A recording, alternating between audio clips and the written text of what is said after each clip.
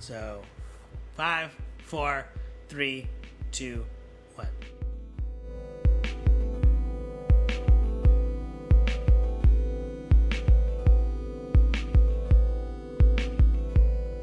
Welcome to Speaking Cinema, Serious Movie Jibber Jabber, a movie podcast coming to you from New York, New York, Hollywood, California, LA, CA, USA. Take the train. Taking the train. Follow us on Twitter, Speaking Cinema, rate, review, subscribe, listen to Jibber Jabber on iTunes and Stitcher, SoundCloud, whatever you want. If you're not familiar with this podcast, we talk about a movie, watch it, talk about it again. With me today, Kevin. Hello. Today on the Jibber Jabber, starring the great Negro actors, 2000 saw the release of Bamboozled, a Spike Lee joint. If you're not familiar, this film tells the story of a frustrated black television writer who attempts to sell an incredibly racially insensitive TV pilot to his boss in the hopes of being fired, but much to his surprise, it becomes a big hit. Kind of like The Producers, just a little bit. I'm not going to say more racially aware, but a different racially aware producers. Yes. A lot of information about this movie is hard to find. It's kind of a rare bird, which is, odd for a movie made by a director this big, but put out by a studio this big, in a time where movies are kind of easy to get and getting a higher head count is like the goal. But inspiration for this movie came from Spike Lee's examination of how African Americans are portrayed in film over the last 100 years of cinema, and how the TV film industry uses minorities and how it sees them, and how members of the African American community treat each other. In true Spike Lee fashion, the film incorporates fictional accounts of real-life events, jabs at celebrities, and high-profile figures. Sounds about right. Most of this movie was shot on a mini-DV digital video and uses the Sony VX1000 camera, popular camera for skateboarding, but in this case, used for a motion picture. Allegedly, the production rented many of these cameras and used them at the same time to shoot multiple angles of the same scene, allowing Spike Lee to get a variety of shots with less time, therefore saving money. A few sequences were shot on Super 16, again, part of the plan to keep the budget lower. Supposedly, the budget was under $10 million. The movie was converted to 35mm film upon completion, had a limited release, and received mixed reviews. DV to 35mm, huh? Yeah. Oh boy. It's been done. When? 28 days later. Oh, okay. Yeah. Worked for that movie. It worked for that movie. We'll see how it goes here. We'll see how it goes here. As of this recording, you can only find this movie on DVD. And it is not available. If you're lucky, you can find it on DVD. We procured a copy from our good friends over at Netflix for it was a long wait. It said long wait for a long time. Yeah. And somehow I happened to snag it. The soundtrack is on iTunes, but the movie is not on iTunes. Odd how that works. Warner Brothers, New Line, what's going on here, guys? Guess we'll find out. I mean, we'll find out. Kev, have you heard of this movie? I have heard of this movie. I remember seeing the poster a lot at my local Suncoast cinemas. I don't know if you had that store. Holy shit, I had a Suncoast. That's where I got Johnny Dangerously for $1. Wow. On VHS. I was going to say. In probably 2003. So VHS was pretty dead at this point. Yep. And I watched that movie and I got my dollar's worth. Yep. For sure. That's a good dollar movie. Watched that movie once. Once. Nice. That was kind of my go-to place. Again, my hometown, much like not having a good comic book shop, didn't really have a good movie shop either. And Suncoast was mine. Dude. I know. Good. Thanks, Spokane. But yeah, that was kind of when I was sort of a budding film geek, student of film. That was kind of my go-to place to find more obscure titles. Like, that's where I bought Mulholland. It was better than Sam Goody. Oh, it was way better than Sam Goody. And Sam Goody, you pay like $28 for a VHS. So I do believe they were all owned by the same parent company. Oh yeah, FYE as well. Yep, they all were. So also, if you're under the age of 15, I'm sorry. You don't know what the fuck we're talking about. You don't know what the fuck you're talking about, and you know what? You're better for it. Yep. But yeah, that's where I would go find like Mulholland Drive and Criterion Collection DVDs, and that was kind of my go-to place for that. Toys? Oh yeah, they had good and movie posters. I went through a big movie poster phase, and they always had the full size like official ones, not the like reduced sized ones they sell like Spencer's Gifts or something like that. So, but yeah, I remember seeing the poster for that a lot at Suncoast. But yeah, I have not seen it, but have heard of it. And of course, I've heard of Spike Lee. I have heard of this movie. I think I heard of it. I think it used to play on Comedy Central, like late night, maybe. Really? I don't know. I might be confusing it with something else. But that's my memory of it, is it being advertised on Comedy Central. I've never seen it, and I've never watched it. So I know nothing of it and can contribute no preliminary thoughts in that way. And you've never seen it either? Never seen it. Yeah. So, from what we know of it, from the little thing I just read, it's a movie that deals into sex, race issues. How do you feel about that? Like, what is that a kind of genre that you like to partake in, or? For sure. I like, obviously that's kind of Spike Lee's MO. He really... Those are the stories that he's interested in telling. Indeed. Yep, yeah, he tells stories about race relations, sex relations, societal relations. I think when they're done well, they can be some of the most powerful movies that you can watch.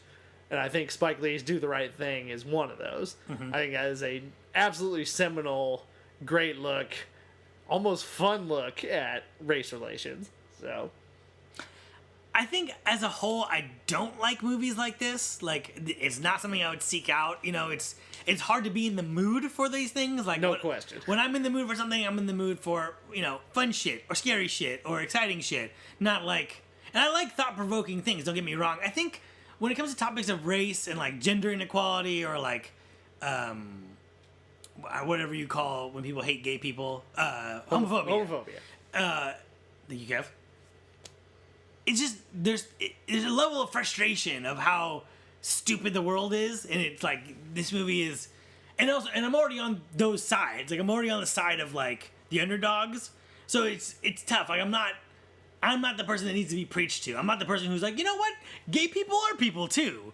You know what I mean? Or maybe not all black people are evil. You know what I mean? That's a good point. Yeah, it's like for the record, we are not horrible racists, nor are we homophobes. Right. So it's like. It's kind of, sometimes it does feel like you're getting preached to the choir, know, and it's like, yeah, we had a bad history, and it has been explored in many ways, but yeah, you really gotta, it's not something I want to sit down, I don't want to feel like I'm being lectured. Right. Most of the time. So I think it does come down to execution, and that's not to say that these movies shouldn't exist, right? Yeah. I think it is important, and there are people who will watch them and learn something, and perhaps, we're about to watch this movie now, perhaps we will learn something and get something out of this movie. If one person can grow from watching Selma or Malcolm X, or if they can gain some kind of understanding about it, then it makes it worthy, I think. So. And I mean, I would say like Malcolm X is a movie that I'd be more interested in, but I'm not interested in Selma. So it's like the dividing line is thin and maybe based on nostalgia or what has been said to be critically important, you know what I mean, or which in like American History X, which is a very cult movie. Maybe I'm more into like the cult movies of this kind of genre. So maybe that'll appeal to me with Bamboozled. Have I said the name of this movie yet? Bamboozled. One time maybe. One time. Bamboozled. So Bamboozled, it's like talking about the politics of television. Is that something that you're interested in?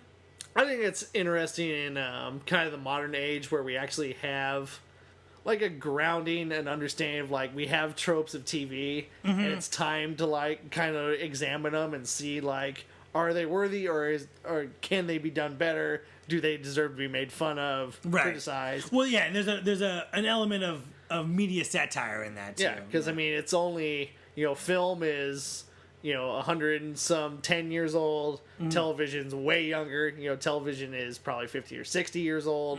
So it's very you gotta build that culture and those the things about it before you can really criticize it. Right. I think I'm interested as someone who's just obsessed with moving images. I am interested in like behind the scenes stories on them.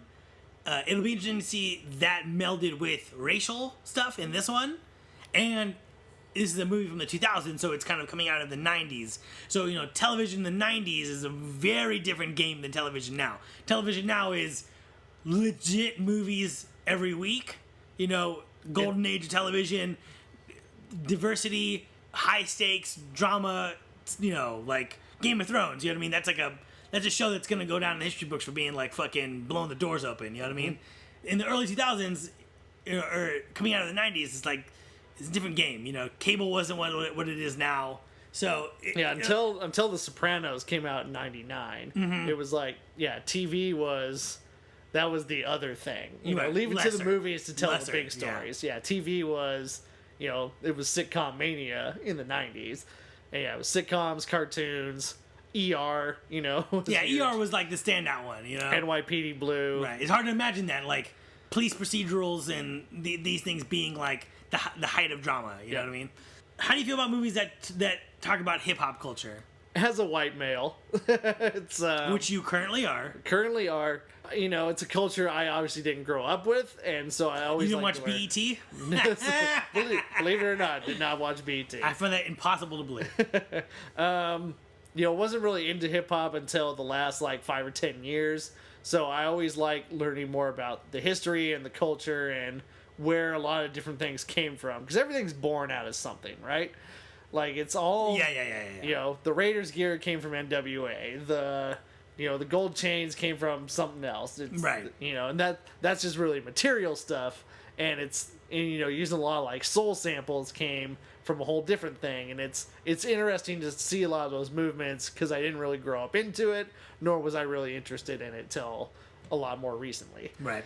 I mean, as a kid, we all liked hip hop. We watched MTV. We were into gangster rap, and being suburban kids, you know what I mean. That was very edgy and interesting. I don't like the idea of fictionalized versions of retelling of hip hop culture. I don't like the idea of Notorious that came out a couple of years ago about B.I.G. and this NWA movie. I have mixed emotions on. I don't want it to be this pour me a drink shit. We were so great.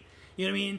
I'm more interested in hip hop documentaries. There's one that just came out, kind of in the vein of what you're talking about, where it's it's something so fresh, something like that. It's about hip hop clothing and how it came from, poor inner city kids basically taking the leftovers of clothing from secondhand stores and making it into something cool, and where does gold chains come from? Where does your Raiders gear come? All that kind of what inspired them. So that's an interesting. I'm interested in that. To piggyback on that, it's why would you tell a fictionalized version of it? Mm-hmm. It's such a, all these guys have different stories. There's East Coast, West Coast. There's Chicago. There's South. There's the Dirty South. It's you don't need to try and trump it up or put it into a standard drama. It's that's built into it. And right. And I agree. The documentaries tend to tell that story right. a lot better. But at the same time, to the enthusiast, right, they want a fictional movie. They want to see that. You know what I mean? And it may be, I'm into much more of the songs about blood and Satan, as you are too, but you're also a hip hop fan nowadays. So it's perhaps we're not the target audience for something like the NWA movie. But that doesn't mean it shouldn't exist. I don't want to, because I don't think that, I'm not against it. You know what I mean? I don't want to be I hope it's good. Yeah, I wish no ill will towards it. Right. I want all movies to be good, and I want all movies to find an audience. You know what I mean? I have no agenda that shouldn't exist. Fuck that shit. Someone, if it means something to someone, that's important. It just, to me, I think we're on the same page here. It's just not as appealing. Yeah. Are you familiar with Spike Lee, Kev? Are we familiar with the works of Mr. Lee? Very familiar with Spike Lee. Mm-hmm. Definitely. Fan? Yes and no. Uh-huh. Do the Right Thing is without a doubt one of the best movies ever made. I think you cannot ever take that away. That movie is great. It's seminal. Can I tell you very something? Smart. Yeah. Tell me. Talk to me. Never seen it. Never seen Do the Right Thing? You would describe as the best movie of all time? No, not nowhere near the best movie of all time. It's up there, and it's a very seminal film. A seminal movie. It was doing things that nobody had ever done before, and it tells a racially charged story in a really provocative way. Not in a way that's preachy, in a way that feels much more real. That being said, I don't know if Spike Lee has ever come close to making another movie like Do the Right Just Thing. as good. It's not even close. Mm-hmm. I mentioned in, I think, the first podcast when we talked about, you made a joke about the sweet blood of Jesus. Yeah. And I said something about latter era Spike Lee, just not I kind of up. trailed off. Now we can talk about latter era Spike Lee. I just think... and lo and behold, you think it trailed off. He trailed off quite a bit. So it's... I don't know. It's interesting. We'll dig into it a little bit more.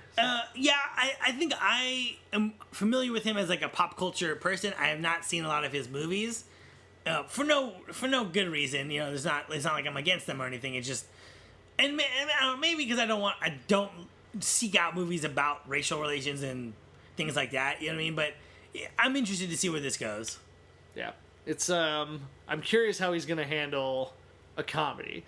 Because I think he has some comedic chops, but satire, which I am understanding that this falls under, takes some real, like... Getting used to get real vision. You need some, good vision. I think he's just not... I think he's a bit of a sledgehammer where you need a scalpel to do satire. So. Yeah, we'll find out. We'll find out. Okay. So, what do you think about the use of the N-word in pop culture? All right. So I'm gonna say nigger. That's okay. the word. Right. So, Because of all of the words starting with N, that's the one we're talking about. Because this is my big problem with it. Right. The more you demonize it, the more you call it the N word and make it this thing, the more you're not trying to reduce its impact. You're increasing its impact. Right. I think Well, you're making it this boogeyman. Right. But it is a taboo word that represents the oppression of an entire Exactly group of people, right? So, I mean, to play a little bit of a devil's advocate, I don't necessarily disagree with you, but on the same hand, it's highly offensive, and some people it dehumanizes them, right? So I don't want to use it in a way that offends people for that reason. Exactly. But at the same time, that's giving it a lot of power.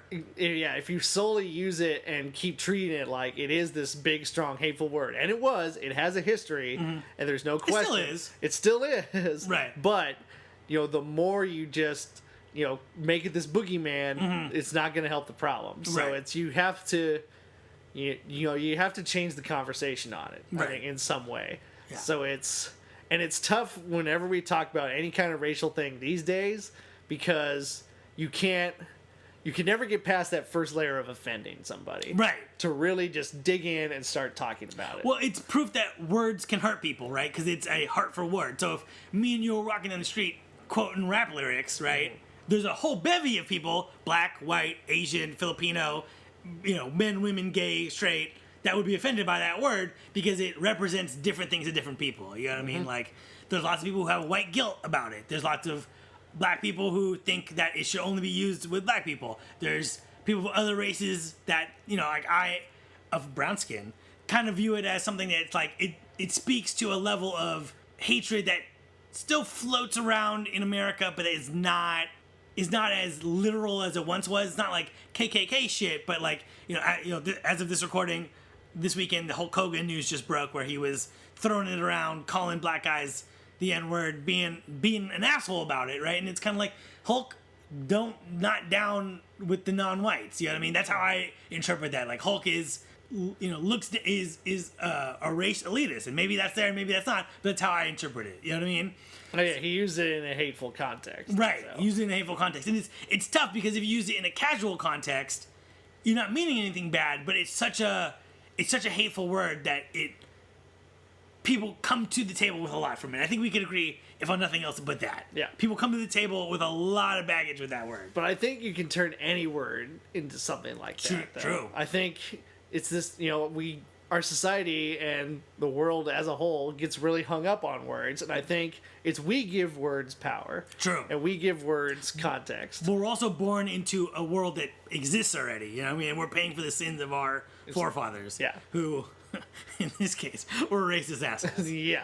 So, people made a big deal about President Obama was just on Mark Maron's podcast. Right. He said nigger on that podcast. He did say that. And people said, I heard we're that all too. in this thing. And I was like, he was the first guy to say it and not referencing property that he owns. Right. It's like, he's using it in the way that we should. It's like, it's a conversation. It's, can we flip it from being a hateful word to being not necessarily a term of endearment by any means, but right. Can we take the charge out of it? Right. And we're not, and I want we're not going to solve it on this here podcast. Yeah. And it sucks that we're going to have to live through the solution of this. It's like, I wish, it's kind of like self-driving cars. I want someone to figure that out and then wake me up and I'll enjoy it when it's ready. I don't want to live through fucking figuring it out. and I want to stress that, we're not here to tell black people how to, black community, black people, African Americans, whatever. We're not here to tell anyone how to talk and how not to talk. Because for me, personally, I feel like I would just be happy if we all went to sleep one day and woke up and forgot that word ever existed. Like, it's such a hateful word. I just feel like it needs to go away for a while. But that's my opinion. I'm not here to tell any person to, not use that word, because you used it with the A at the end, and that's a term of endearment, which I don't really buy the logic of it, because I have heard many people use that word negatively in that context. Mm-hmm. So, yeah, I'm not here to tell Obama or anyone how to talk, except for people using it negatively. Then I want to say don't use it, because I don't like that. But, yeah, not trying to influence the community. It's a conversation between me and Kev. Agreed. So, yeah, it's, and that just goes into a whole race relations thing. Mm-hmm. It's like every race is going to have their own culture, mm-hmm. and for better or worse, they're going to live in that culture.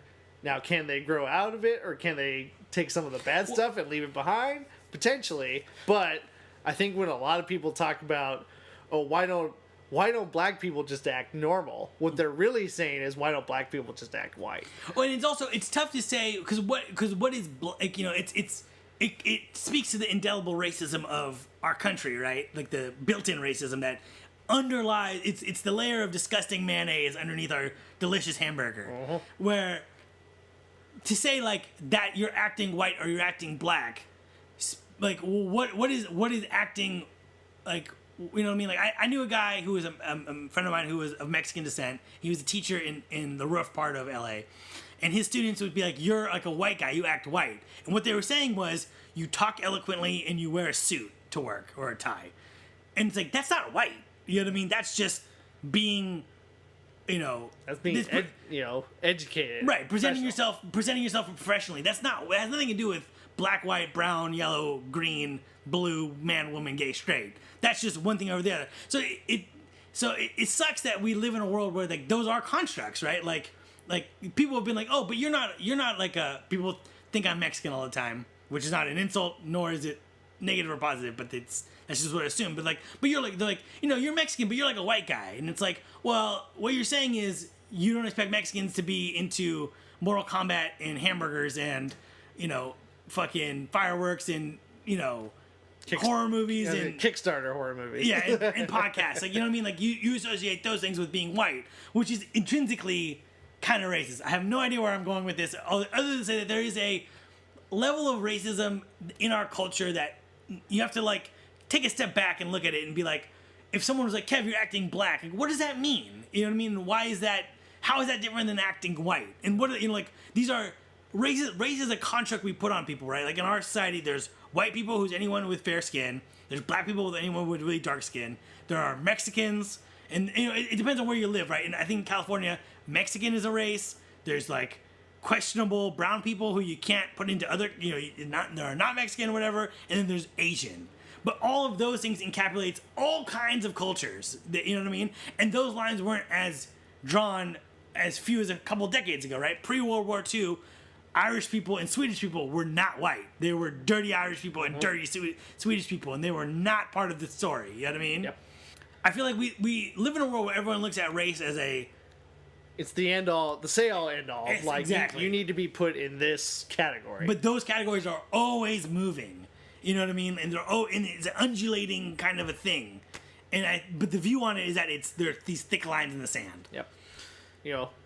And Martin Luther King said it the best. He's like, you don't judge by the color of skin, you judge by content of character. Right. And I think we're still learning. Yeah. We're not there yet. That's how if you really want to judge somebody, it's how do they act, how do they speak, are they a good person, are they a bad person? It has nothing to do with what color they are, where they came from, what they do. Right. And I mean, we talked about this a little bit with Ant-Man, but it kind of gets back to like the Spider-Man thing, right? Where it's like, Spider-Man has to be white, but like, what about him is white? He's just a nerdy kid who's into science. That kid could be black. That kid could be Asian. That kid could be Mexican. That kid could be a woman. That kid could be gay. You know what I mean? Like, how you would describe Spider-Man not going into how he looks physically, just where he lives, who he is, right? That could be anyone. Mm-hmm. So I don't know. I feel like we we're not.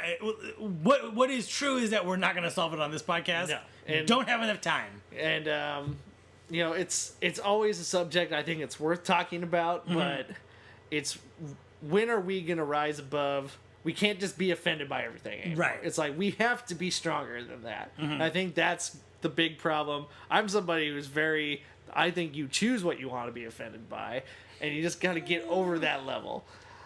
Yeah, well, And then that's when we can have the actual discussion. it's tough. That's a hard. I don't know if I agree with that, but My view is definitely not the popular one, and I'll say that much. But yeah, I don't know. Yeah, when it comes to offensive, well, sorry. it's all right.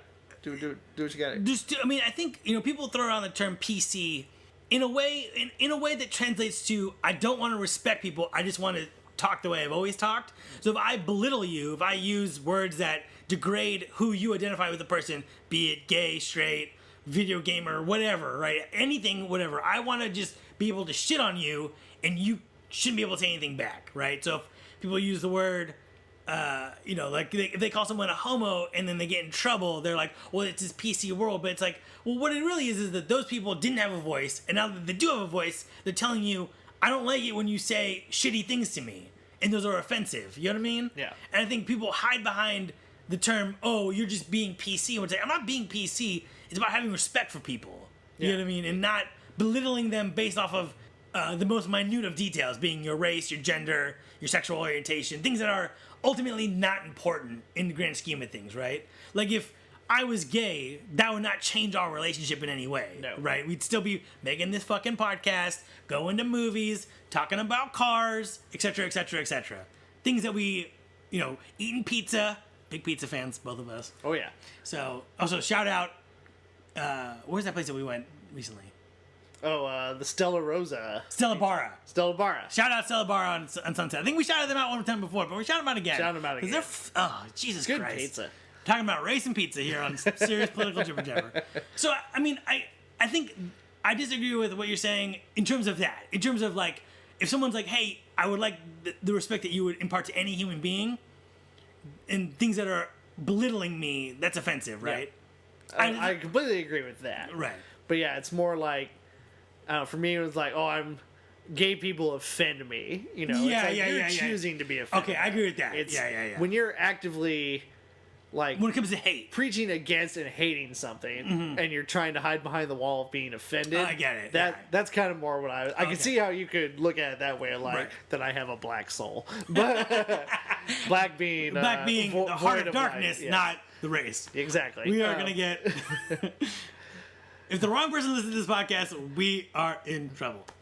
We'll see you soon, Al Sharpton. Yeah, it's okay. But yeah, it's I look forward to meeting you, Mr. Sharpton. but yeah, it's when you're, and that's the thing. It's in this society, I think people still haven't figured out just because gay people can get married, that's not going to hurt you at all. Right.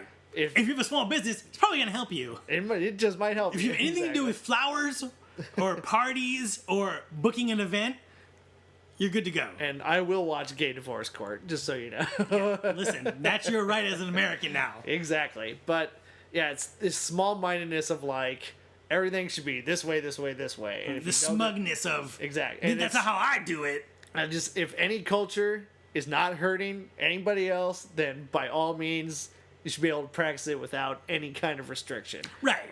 But it's when it starts spilling into hurting other cultures, then it becomes an issue. And Right. You gotta talk about it. Right.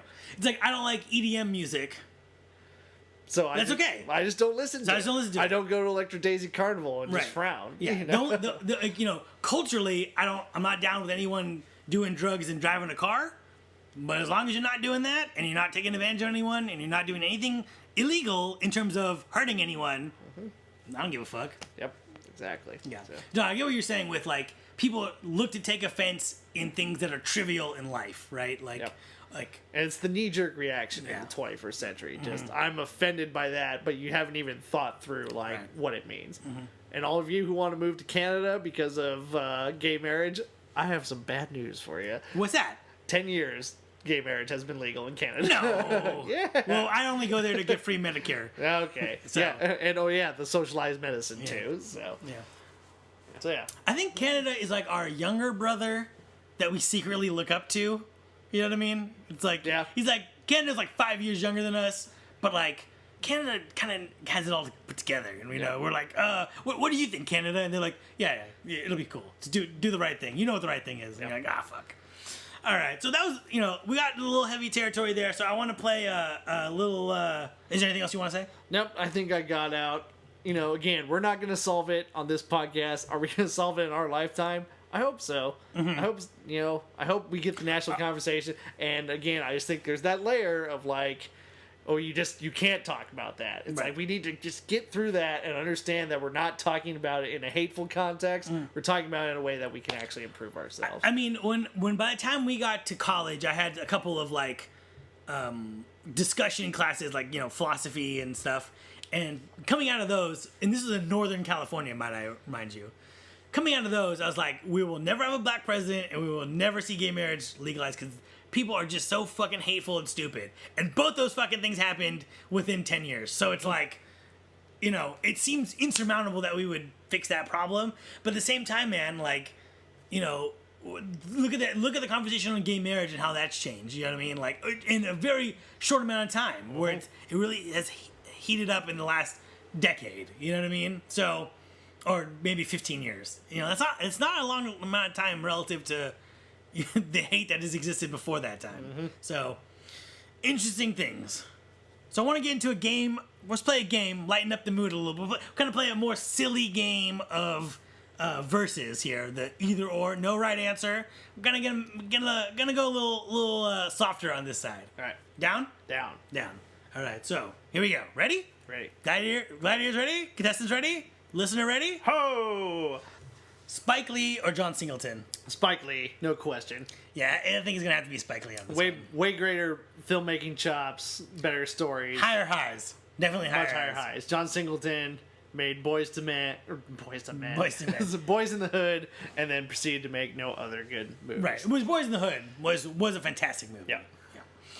Spike Lee or Quentin Tarantino? Without question, Quentin Tarantino. Yeah, I think Tarantino speaks to our nerd film souls. Well, he's just a very cinema literate guy. Mm-hmm. Like, people always talk about the violence and the sex, well, not really sex, but the violence and the language in his movies. Mm-hmm. And that's not really the basis for his storytelling. He tells it with camera angles, lenses, zooms. Like, he's very cinema literate in a way that Spike Lee is not. Spike Lee or Spike TV? Those bar rescue marathons. Spike Lee. I think overall Spike Lee, because I think Spike TV has really fallen off. I was more of a fan when Spike TV had Star Trek: The Next Generation reruns and TNA Impact Wrestling. Yep. But now it's like Bellator, which is like a Bobo UFC, and then they got like Bar Rescue. Bar Rescue. I do like me some Bar Rescue. I like elements of that show. Yeah. Learning how things work in a bar. Yeah, his financial understanding is great. Yeah. His taste, I question. Indeed. His financials are sound. Indeed. SNL or In Living Color? Ooh, this is a tough one. I'm going to go with, I kind of grew up with In Living Color, so I'm actually going to go with that. I am also going to go with In Living Color because I think it was around, SNL by design is like, it's for you and then it's not for you, but it continues on. Whereas, like, I feel like Living Color was our thing for a little bit, and then it was gone, and then that's the whole story, right? Agreed. And watching it in reruns on the FX network, you're like, this was always good. This never went off. It is, there's some bad episodes, but I don't know which ones are which. I don't think of it in terms of seasons. They're just random episodes. Yep. It is what it is. More endearing characters than SNL. Most Def or The Roots? Oh, man. That's a tough pick. For the record, I've seen both of these guys live. I would say The Roots overall. They are probably about the tightest band working today, and their albums are a little more consistent. Yeah, I'm gonna go. But I do love Mos Def. I'm gonna go Roots as well. Yassine Bey, as he goes by now. So yeah. Did you know I just recently saw the documentary about Amy Winehouse? Oh, okay. Mos Def wanted to do a supergroup with him, Amy on vocals, Raphael Sadiq, and Questlove on drums. They want to do like that kind of like jazz hip hop supergroup. Oh, that would have been cool. It would have been cool, but yeah, she died shortly after they were starting to think about. Oh, so it didn't get past the planning phases. Yep. Sucks. Because yeah, Mos Def worked with Amy Winehouse like before she was big, and even as she got big, they kept working together. So, what could have been? What could have been one day, or never, Actually, sadly. Ice-T or Ice Cube? Ice-T. Ice-T. No question. Ice Cube is such a sellout. Tired of him. Ice Cube, you know, I do like NWA. I think Ice Cube's later raps were not as good. No. And Ice-T, I mean, you know, and also in terms of acting, 100% Ice-T. Yep. 100% Ice-T. And Ice-T also we were talking about rap documentaries, made a great one that airs on Palladia every now and then. It's called The History of Rap. It is really good. It's him just going all over the country, finding old hip-hop guys, new hip-hop guys, you know, rap, funk, soul, and really looking at the genre as a whole. Really fascinating. Check it out. Tyler Perry or Ice Cube? Oh, God. I'm gonna go first here. I'm gonna say Tyler Perry. Caveat: I don't like his work. I don't enjoy his melodramas. I don't enjoy his comedies. But I respect the fact that a dude somehow, some way, took a touring theater group that would play in church basements in the South and turned that into a film and television empire in Atlanta, Georgia, where he's from. I believe it's Atlanta. Yeah. And with a Hollywood connection through Lionsgate, right? And he did something that like is impossible, right? He's making movies for a specific audience, in this case, older black community, comedy and drama, TV shows and movies, theater, everything. He constantly working. You know, from what I understand, he's kind of a hard guy to work with, kind of a dick. But in terms of what he's accomplished, only other people could dreamed of that. It rivals kind of, in some ways, it rivals what George Lucas made. Because George Lucas made one thing and then kept iterating on that. This guy's, you know, he has his franchises, he has his new shit, he has stuff that is only in one genre and not the in one format, not the other one. You know what I mean? Like, and it all runs out of Atlanta. So I respect that about him, even if what is created is not for me in any way. All right, I'll concede to that. Yeah. But yeah, it's impressive what he's made. Just, you know, Don't really like it. You have all that power and you make Medea, you know, Well, or the drama where everybody gets AIDS in the end. Right, yeah. Because they yeah. were all sleeping with each other. Right. And what's interesting is that he's a sci-fi fan. He was in that Star Trek movie. Yeah, he's in the first one. Yeah, and so he's admittedly like a Trek fan. Also, he was fucking phenomenal in Gone Girl. Yeah, he's good. He was great in Gone Girl. Way better than the character was written in the book, I thought. Way better than the character in the book. More. I 100% agree with you. Yep. I want to see him do a sci-fi movie. What's that gonna be like, bro? You know?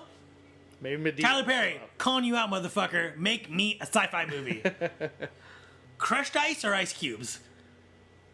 I like the puffy ice. You know those little like puffy ice pellets? Yeah, that's crushed ice. Like That's KFC. crushed? Oh. Like KFC, right? Where it comes out like just like a little puff. circle. Yeah. Yeah. Right? Yeah. Yeah, we're talking about the same thing. It's crushed ice. Crushed ice to me is like really finely grained, like No, a snow cone. Well, there's different. I mean, listen, we're not making an ice podcast. I'm an ice connoisseur, so I could make an ice podcast. Yeah, when I say crushed ice, I don't mean like snow cone. I mean like little tiny like circles of ice. Like a KFC. I can't be any more specific than KFC. These are more like puffs, though. They're like little ice clouds. I'm gonna say They have them at Arby's. yeah. Yeah, that's what I like. Okay, that's crushed ice. Huh? All right. It's just bigger crushed ice. Okay. All right. Crushed ice. We agree. Why is this so confrontational all of a sudden? Yeah, God damn it. All right. East Coast or West Coast? West. It's gonna have to be West Coast. West Coast. It's gonna have to be West Coast. Not worth killing anyone over. Yep. Has to be West Coast. Don't kill anybody, but yeah, West Coast rap's way better. Cash Money Millionaires or the Rough Riders? Oh boy. Southern Rap Wars. I'm gonna go with the Rough Riders. Would you like to elaborate on that or? The Cash Money Millionaires are just so goofy. Okay, but I'm gonna say Cash Money Millionaires because it doesn't make any sense, right? They're these guys from the ghetto. Admittedly, that's not a judgment. That's their story. They're the guys from the ghetto in the South, and then they all start rapping, and then question mark. And then all of a sudden they're on MTV with Lamborghinis and shit with all their millions of dollars. It doesn't make any sense. Yep. It's They were so all on fucking MTV fake. Cribs. It's so fucking fake. But and then like Lil Wayne is still around. You know what I mean? Like, it's not like they all burnt out or anything. I don't think any of the Rough Riders are still around. No. Just the spectacle of it, and also just like how the number one stunner and bling bling and all that shit. I mean, all those songs were goofy. Yeah. All their houses were goofy. Mm-hmm. I remember Birdman's house got destroyed in Hurricane Katrina. That sucks. They were re-airing a Cribs episode and it had a little crawl under it. And MTV didn't have to do this, but they were like, this house got torn down in Hurricane Katrina. Oh. So I was like, that's sad. And I'm like 99% sure it was Birdman's house. So. Birdman. Number one stunner or All About the Benjamins? I'm going with number one stunner on this one. I would, between these two, I will also go with number one stunner. But if it's All About the Benjamins rock remix, then I go with All About the Benjamins rock remix. That was not an option. Hip hop or rap? And is there a difference? I think there is a difference. I think rap is a little more what the words are, and hip hop is a little more about the groove that's put on it. So I'm gonna go with hip hop. I think it requires a little more musical acumen. I would, in my mind's eye, and I'm not saying this is right, in my mind's eye, they're the same thing. Like, hip hop, rap is part of hip hop. Like, hip hop is the big, broad term for it all, right? Yeah. Like, R&B, soul, blah, blah, blah, hip hop. So, I'm gonna say hip hop, and also hip hop is a cooler word than rap. Yeah. Right? Rap, that's just like a noise. Rap. Yep. Rap. But hip hop, that's like a thing. It just makes you bounce just thinking about it. Yeah, exactly. Best American art form: jazz, hip hop. In this case, hip hop encapsulating rap and all that kind of stuff. Jazz, hip hop, pro wrestling, or skateboarding. Ooh. I would say hip hop's most influential. You could also rank them if you're so inclined. Nah, I'm not gonna rank. I don't want. I don't need any more jazz enthusiasts on my ass. that was a trap, and you successfully avoided it. Yeah, all right. I'm gonna say it comes down to skateboarding or pro wrestling. And right now in my life, it has to be pro wrestling. But I think they're both great. I think they're all great. I think we know what the true answer is. The KFC Double Down sandwich. It's chicken, bacon, cheese sauce, chicken. Yep. And then what it's wrapped in is America. And we talked a lot of hot button issues in this podcast. We've talked about race. We've talked about offensive language. We've talked about hate. We've talked about skateboarding. We've talked about professional wrestling. We've talked about different ice cubes. We've talked about Tyler Perry. All very controversial topics. Hottest button of hot button issues, film or video. Ooh. I think I want to dig into this a little later on a different podcast. I think so too. On Before the Devil Knows You're Dead. Interesting. But my cop-out answer is whatever works for you. But my actual answer is digital. I'm going to say that you can't just say film and the trick of this is that there's film, video, and digital. Digital is a separate thing than video. Yep. And the answer is it don't matter. It's whatever story you're telling, however you can tell it, however you cohesively can tell it. Doesn't matter. Find the medium. Not every animated movie needs to be 3D. Some of them are 2D. Some of them are stop motion. In the same way, film, whatever you want to do, that's how you got to do it. Yep. Yeah, Cop out answers. We'll definitely dig into that more when we talk Before the Devil Knows You're Dead. Because I think that adds an interesting wrinkle to it. So, right. So upcoming on the Jibber Jabber. Upcoming. Stay tuned. Or maybe just scroll up or down and it'll already be there. Depending on when you've discovered this. Yeah. When you fall in love with us. Yeah. Can I get your number? Maybe. Rapid. Oh, wait, go ahead. I was gonna say that was good. Thank you. Rapid fire. Is it satire, parody, or neither? And then we're out of here. Go watch some Bamboozled. Maybe get some lunch first. Yeah. Chipotle. All right. Blazing Saddles. Parody. Kind of with satirical elements, but it's overall. Wait, parody. should we say? Yeah, let's define. Yeah, let's define these things. So, can you define them? So, parody is just kind of an overall mocking of a genre, a style, whatever. Satire is definitely commenting on something in society, or is like it's examining it through a funny lens, but it should have some I think it should have some cut and some bite to it. Digging into something. Do you think that one of them is highbrow and one of them is lowbrow? Is that the difference? Satire is definitely thought of more as highbrow. And then parody is more like, the airplane movies, where it's just all for fun. Oh, okay. All right. So let's go back. Blazing Saddles. I think that's parody with satirical elements, especially racial satirical elements. But I think overall it's a parody. Yeah, I would agree with your assessment completely. Because it's very much making fun of Westerns. Right. And like racism in Westerns, but it's not like looking at society through a lens, I don't think. This is Spinal Tap. I think it's a light satire. It's satiring something that's already kind of goofy, and that's rock stars. Right. And then I think it was Jerry Cantrell from Alice in Chains said the longer we're in this business, the less funny that movie gets. Because it all comes true. So, yeah. Yeah, I would agree. It's a light satire. I agree with you too. Network. That's a heavy satire. That is like looking at the media and how it manipulates and like fucks with society. I would also agree with that. Not another teen movie. That's a parody.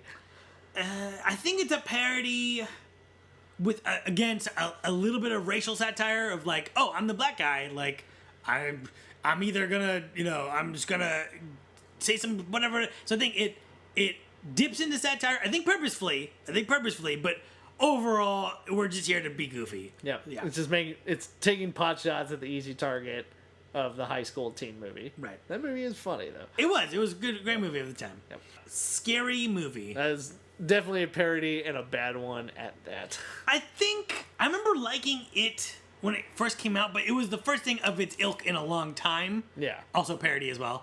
And I think the sequels have really upset us and the sequels and also the rip-off movies are not the rip-off movies, but the superhero movie, epic movie, and the ones that are like Scream If You Know What I Did on Last Halloween or whatever. Like the ones that are like, yeah. I think those have all really dowered us on these things. Mm-hmm. So it'd be interesting to revisit Scary Movie and see if it's still if it's dumb. There's a lot of funny people in it. I mean, like the Wayans brothers before, like when they were kind of at the height of their movie popularity, and then what's her face that is married to Chris Pratt, who's in on the show Mom. Anna Faris. Anna Faris. Yeah. So I think that one time has not been kind to that one. No, not at all. South Park, bigger, longer, and uncut. Definitely a satire. South Park is like a weekly satire. So what are they satirizing though? I guess war, right? Yeah, that one's kind of war, and we were talking a little about political correctness. It talks a lot about that, and that show is a weekly satire, and that movie is bigger satire. Harold and Kumar go to White Castle. I would say neither. Yeah, I would say neither. I think it's just a goofy comedy. Yeah, it's just a stoner comedy, which I, by the way, did not think that was very funny. I never latched on to it. Fight Club. Definitely a satire. Yeah, satire. Satire on male masculinity. Absolutely. And culture and finding balance and in perception of culture versus like your own actual survival needs. Mm-hmm. American History X. I would say neither. What would you categorize? I think that's actually I think that's just a real race drama from the rarely explored neo-Nazi perspective. Mm-hmm. So yeah, I think it's neither. Not a satire or parody, personally. Yeah, I agree with that. Adaptation. I think that's a satire of the film industry. And more like kind of the tropes they use, not necessarily. I mean, there are industry things, but it's more about like the stuff we see in movies all the time, and how ridiculous it gets, and then all those ridiculous things happen. Mm-hmm. So I think it's a very complex satire. I would say there's parody elements that are used to do the satire, like when there's a voiceover in the movie up until the point where the guy commenting on how movies should be made says there shouldn't be anymore. Yep. And then it goes away. That's a parody moment. Yeah, because he's playing Robert McKee, yeah, Brian Cox, and he says, and God help you if you use voiceover. God help you. And I think the voiceover's in the middle of a sentence when he says that. Yeah, and then there's no voiceover for the rest of the movie until the very end. Yeah. So I thought very clever. Right. So. The Player, which I will recuse myself of because I've never seen. And it's definitely a satire about the machinations of the Hollywood, like the way it works. Not necessarily the movies they make, but the way the system works. Mm-hmm. Tropic Thunder, which I will also recuse myself of because I've never seen. I think a kind of a mix of parody satire, not as like cutting or mean as like The Player. I think The Player is really like trying to lash out against Hollywood. And Tropic Thunder is just like Tropic Thunder is more like Hollywood wastes so much money and is obsessed with stupid stuff, and what it really brilliantly satirizes is the proper word, is stars that will do anything to get an award, and like how seriously they take themselves in order to just get an award. And I think it does that in a really brilliant way. Simpsons movie. I think neither. Yeah, I think it's just a comedy. I mean, it's a satire in the sense that The Simpsons is always jabbing at America and Americana. You know, like Lisa being smart and being looked down upon by the community, and in that broad sense, it's a satire in the way that The Simpsons is a satire. Yeah. But it's not really, to my recollection, not really satirizing much. It's not satirizing anything specific. I don't think it's just a 90-minute Simpsons episode. Planet of the Apes. Neither. Yeah, I mean, I guess it's kind of like satirizing like slavery. I don't know. I think it's neither. I think it's more. What I think all good sci-fi does is it looks at an actual issue through a scientific lens or like a fantasy type lens. I think that's what that is. Yeah, it's a look at slavery. You know, not as like a racially charged big movie. It's like this movie about. It's a sci-fi movie about apes. Yeah, you know. Talking apes, Hostel. Have you ever seen Hostel? I saw the first one. Yeah. I'm gonna controversial statement here. I think Hostel Part 2 is better than Part 1. All right. So I didn't like Hostel Part 1. So I would say neither. I don't see what exactly it's. What's it satirizing? I mean, what's it trying to parody? I don't know if it's satirizing, but there's definitely a comment on like Americans and their view of like international other countries, but for like 10 minutes. and maybe a satire, and maybe like how the rich exploit the poor. You know what I mean? Like rich people bid to kill young people who will not be missed when they're gone. You know, it's kind of like a rich and poor thing. But I think like sci-fi, it's primarily first a horror movie, and then those things are secondary. Yeah. I do like Hostel. I did like it when it came out. I don't know if it's held up. It'd be an interesting thing to revisit. Starship Troopers. Ooh, let's see. 1, a great film. 2, I think it's kind of a parody. I think maybe a bit of a satire of like rah-rah heroism. America's got to do this all the time. Yes. And again, told through a goofier sci-fi lens than like Planet of the Apes. We're just killing a lot of big bugs. Well, it was on TV recently when I was at the gym, and there's a moment where he's like, "Oh, infantry made me the man I am today." And the guy goes to shake Rico's hand, and it's like a robotic arm. And then he slides back in his chair, and he's missing both of his legs. So it's kind of it is a parody of like the glory of war will get you this, which is fucked up. You know what I mean? I think there's things like that sprinkled throughout. I need to watch it again. You know, we should do it for this show. Yeah, I'm gonna write that down. Talking Starship Troopers talk. And to wrap it out, They Live. Satire. Definitely. And great satire. Just again, in the same vein of maybe the last 3 movies, it's about, it's kind of like looking about how there's the have and the have-nots, and you have to kind of wake up and look at that. John Carpenter. Yeah, I mean, it was really a comment on Reagan politics. Right. So just very like, you are being... the rich want to keep you down. Right. Like, the rich want to control you. They want to make sure you're not thinking. So we're going to put all this bullshit. But then Roddy Piper puts on those glasses and sees right through it. So, and also the best fight scene in history. Come on. I don't know if I'll call it the very best, but it is in the upper echelon of contenders for the best. There's probably some Jackie Chan fights in there, some Tony Jaa fights in there, There's definitely more technically great fights. Right. But that is like... I think the greatest fights is a round table, and it sits at that round table. Yep. I think anytime there's a movie where it's 2 guys who just go mano-y-mano, they talk about the They Live fight. Yeah. Yeah. It's like, it gets compared to that. That conversation starts there. Yep. But, I mean, it also has to live with the Batman and Hammer Girl versus the dude who was the star of The Raid 2. That was a great fight. That was a good one. A movie full of good fights. All right, so... had a wide-ranging discussion with this one. Well, the nature of this podcast is it's a conversation. You know what I mean? And today, me and Kev solving race problems, solving movie problems, solving Starship Trooper problems. We figured it all out. And solving pizza problems. Yeah, we're about to solve those problems. Oh, yeah. Right now. So we're going to get out of here. We'll come back, talk about this movie. Here we go. Here we go.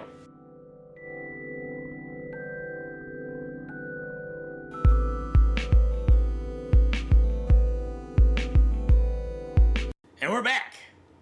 Just watched Bamboozled. Almost forgot what we were talking about. On DVD in my place. Got some lunch, carving board. Yeah. Sandwich was good? Oh, very. Okay. Excellent. Speaking of sandwiches, what'd you think about this movie? Oh, hold on, wait. Let me recap it really quick. Right? Yeah, go for So it. in the movie, the main character, Pierre Delacroix, Yep.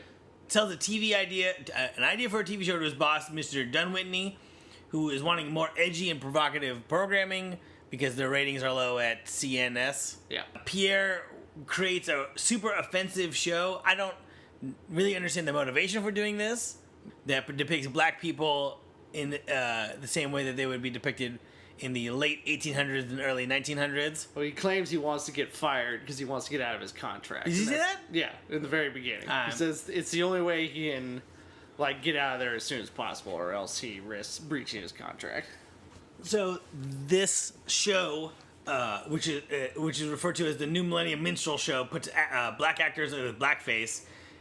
While it's met with initial disgust by his assistant and himself, the Michael Rappaport, who plays Mr. Dunwhitney, loves it. The network loves it, and the audience, the TV show and the live audience, ends up loving it. It becomes a hit show.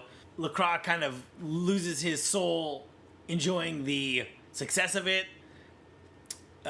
His actors fall out of love with the show as it is exploitative and awful.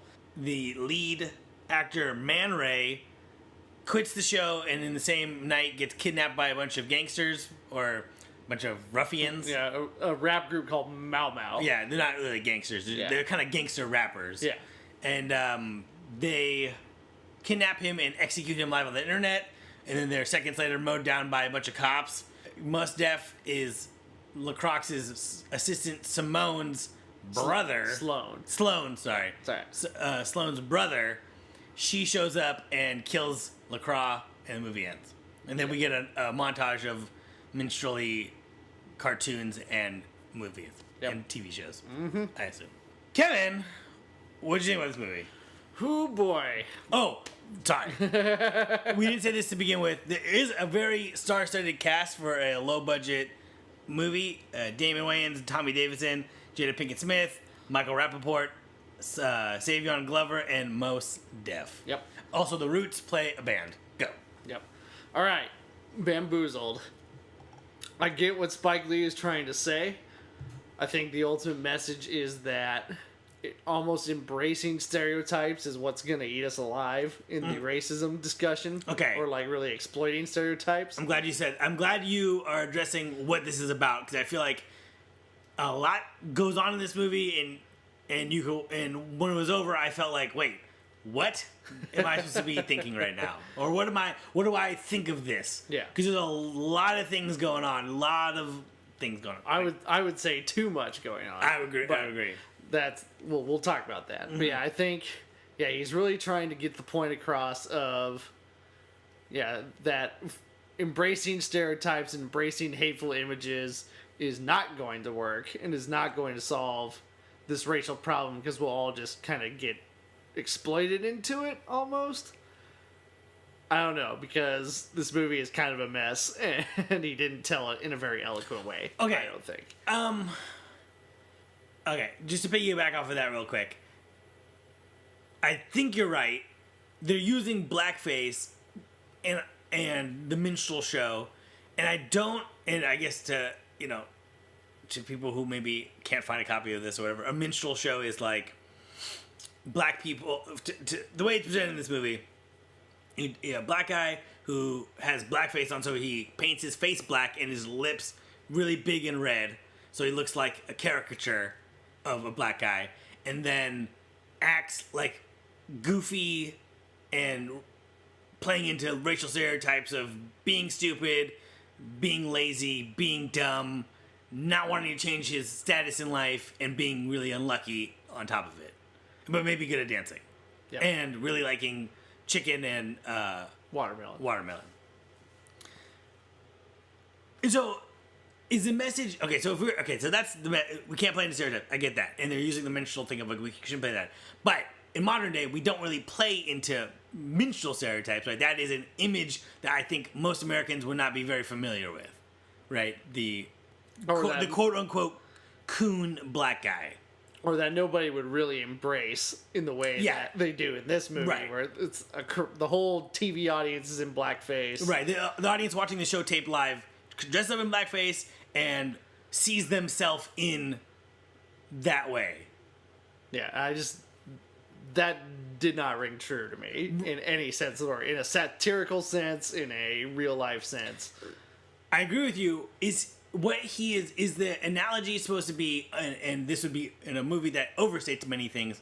An understated analogy is in terms of like maybe the gangster life, right? The idea of like, you know, how most people would look at like a rapper, right? Like, you know, as like a gangster who is like an entertainer.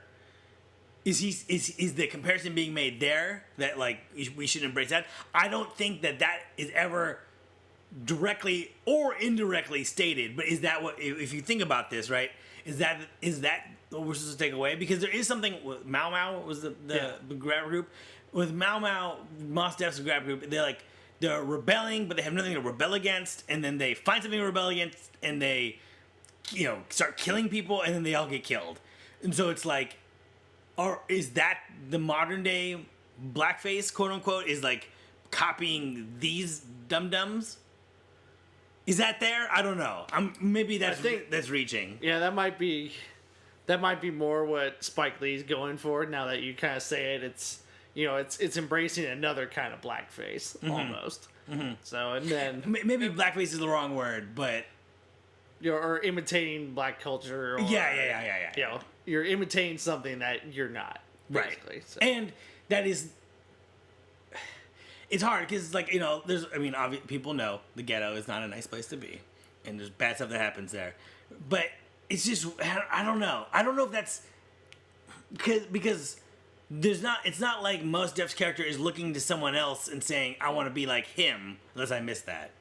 I didn't see anything. Yeah. So I don't know. But what I said kind of makes sense to you, or yeah, no, that makes sense to me. So. It makes sense to me, but I don't know if that's us figuring that out or if that's not there and we're just trying to make sense of this movie. I just think it maybe isn't well conveyed enough. I don't think Spike Lee is not known for subtlety. I mean, I love Do the Right Thing, as I said in the first half, but that movie is not subtle, and I think satire and this kind of humor takes a little bit of a deft hand to pull it off, and I just don't think Spike Lee has the skill set to do it. Well, in the beginning of the movie, they say there's a speech given, and it's kind of a old man yells at cloud kind of a speech. Yep. With Damon Wayans facing the camera. It's kind of a cool shot where he's facing the camera and the camera's dollying around. Well, Spike Lee does that in every single movie. Oh, does he? So he always has, it's either kind of moving around or it's a like pull forward, but the actor is stationary on a dolly and the camera is on the dolly with them and then moves and kind of gives a surreal feel.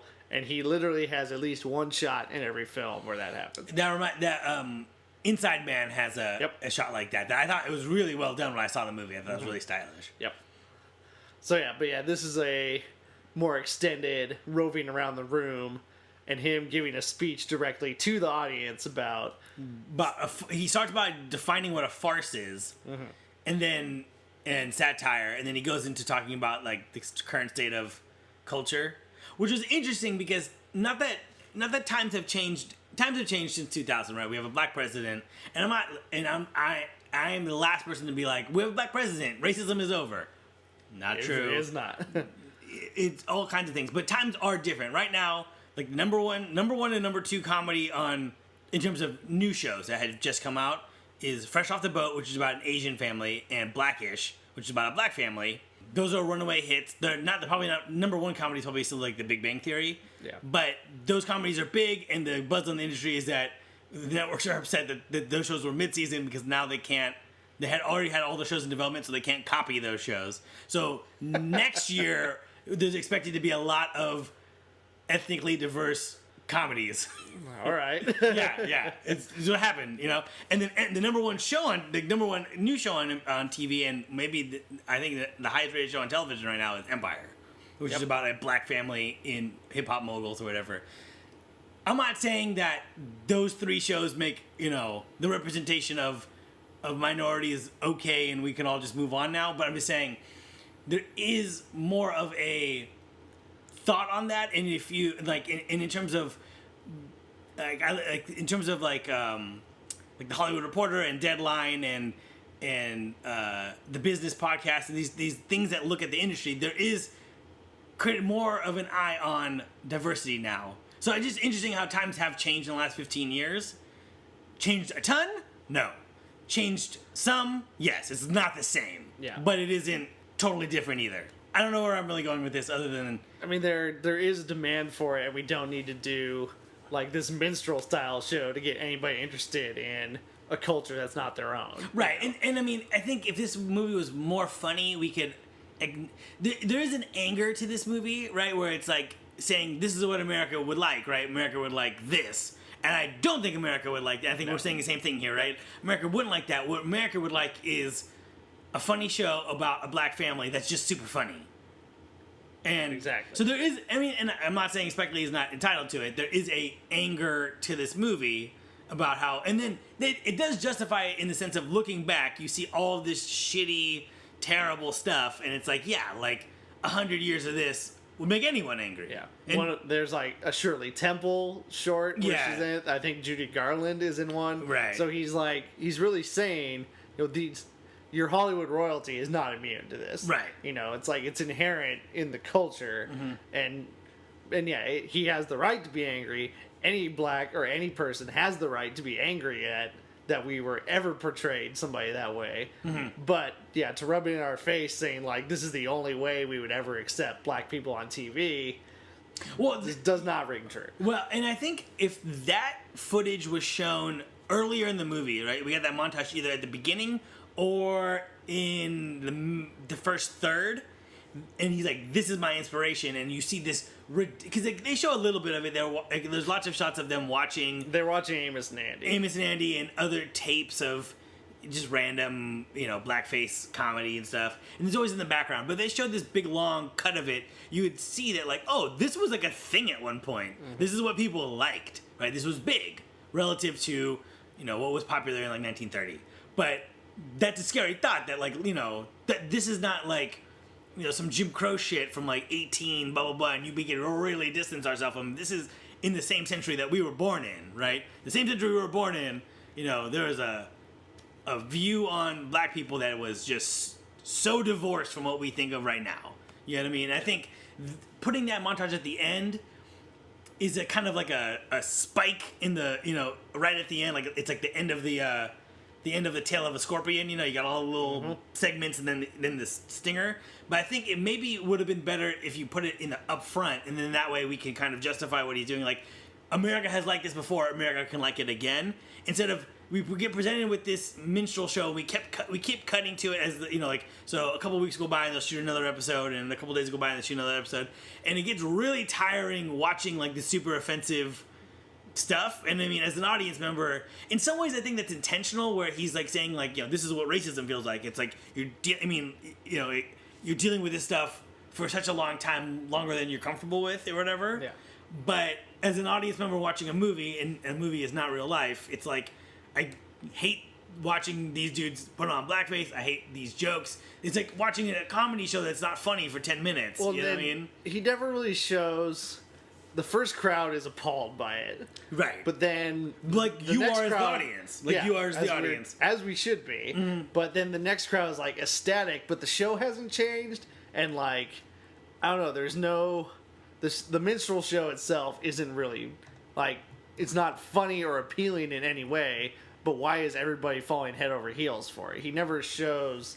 like why everybody got so enamored with it, right? And I guess the implication is like racism, and that's true, but I mean it is. I mean it's kind of, this is like the Harry Potter. It's magic, so it's like every time, I think we talked about this on an earlier episode. Every time there's a plot hole, it's like, oh, magic. It's like, well, this is a farce. So in the farce, everyone is into it, but so all of America apparently loves this show, and then there's a couple of people who are not into it. His mother's not into it. There's a black radio host that's not into it, and then some people protest, right? But we really don't spend any time with anyone who doesn't like it. Yeah, there's not like they bring in some lady, and she's like a PR person, and she's we gotta get in front of this thing, and they're saying all this stuff, and I mean I think that is and I think so. They're always referencing the idea that no one likes this movie, but what we see of it is that everyone, and then I guess obviously Mao Mao doesn't like it. Yeah. So it's weird. I guess the movie does present that people don't like it, but we follow the characters that are divorced from that, really.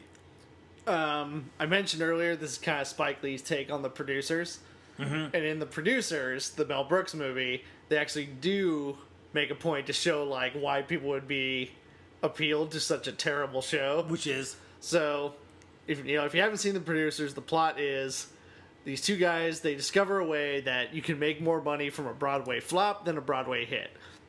So they decide to make the most offensive play ever. It's a play called Springtime for Hitler. It's about, Hitler and Ava in a gay romp through the Third Reich is the log line for this play. They produce it, they hire a director, actor, all this stuff. The opening montage is a song called Springtime for Hitler. The crowd is appalled. The two main characters think, oh, we've succeeded. They leave. in failing. Right. Yeah, they've succeeded in making the most offensive thing ever. But then their lead actor really turns in like some funny jokes and a funny performance and kind of wins the audience back. And then it becomes a hit and blows out of proportion. And I think that's what really helps the producers is that people think, oh, they actually went out and made like this clever, fun thing that makes fun of Hitler. And it is actually funny because the actor's so funny in it. So as the audience member, we think that this is Exactly. We see it as a farce or a parody or and a there's just satire. never a moment in any of those segments where they're filming the minstrel show in this movie where I think that it would appeal in any way as like this is a farce. It just comes out as just straight up racist and then everybody likes it. Right. Which is a farce, but not a relatable one. Yeah. Whereas, like, Spinal Tap, right? Like, people actually like that music, right? You know what I mean? So it's like you could get, like, yeah, it's a silly band. They're talking about Stonehenge and all this stupid shit, but like, me and you, we like that kind of music. So in a certain way, it's silly, but in a way, it's like the kind of silly that we like. Yeah, it's actually like authentically good music in Spinal Tap. Right. It's silly. The lyrical content's silly, and they're silly on stage. But you can tell they're like, can actually play, and they're actually fairly memorable songs. And again, going back to this, like, they don't even really tell jokes. There's no real music, and I never get a sense of what a full episode is on it. Yeah. They kind of just show one bit, and that's it. Yeah, a bit. And It would have been nice to see, like, how are the episodes kind of structured in a way that's really going to hook the audience. So it just...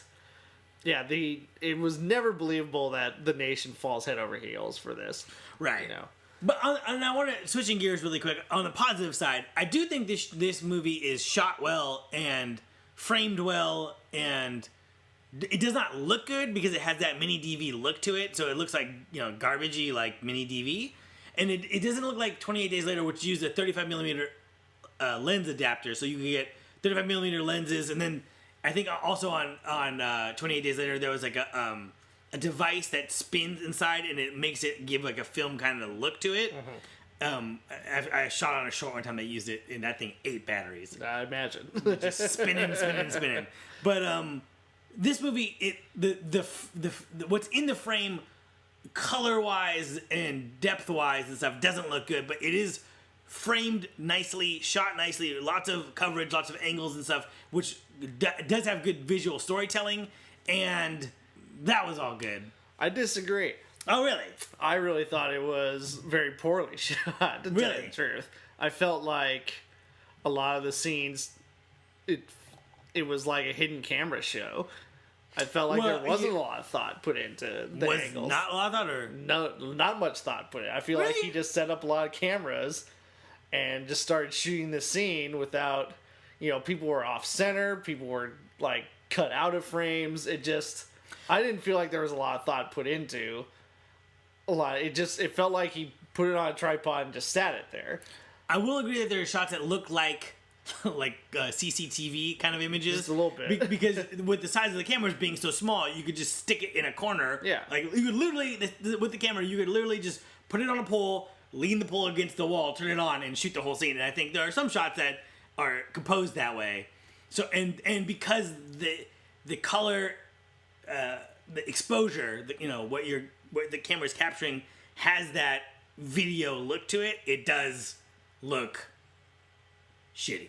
I mean, just like the camera angles and stuff look like. Yeah. It all looks like hidden cameras. Right. And, I just don't think he approached it in a cinematic way by any means. And you can be cinematic with those cameras, like in 28 Days Later. And that really bothered me throughout most of the movie. And then the minstrel shows are shot With 16. They have to be shot with 16 because they're much more vibrant color and cleaner camera moves and all that. Which I do like that aesthetic change, right? Yeah. Where the show is big and colorful, so the show's big and colorful, and life is dark. Also, a lot of scenes in this movie that are real fucking dark. Yeah, it's a little bit. A lot of dark scenes. By the, not the content style, the aesthetic style, as in you can't see it. As in they turned on that lamp, but it turned out that lamp is not very bright. Yep. Yeah. I do think that the acting in this movie is pretty good. Like, I think that Damon Wayans? Yeah. Yeah. Damon Wayans' character is not the best actor, but I think Jada Pinkett does good stuff. I think that Tommy Davidson really shines. Yeah. Because, he's a comedic, he's known for being a comedic actor, but I think he does have some, he does have a good dramatic ability, and I think you see it here where when he gets upset, it's like, whoa, like, this dude's pissed, you know what I mean? Yeah. When he quits the show, he's like, oh, I did. You just, you guys like the guy. He's like, I'm gonna quit. And the guy's like, yeah, good.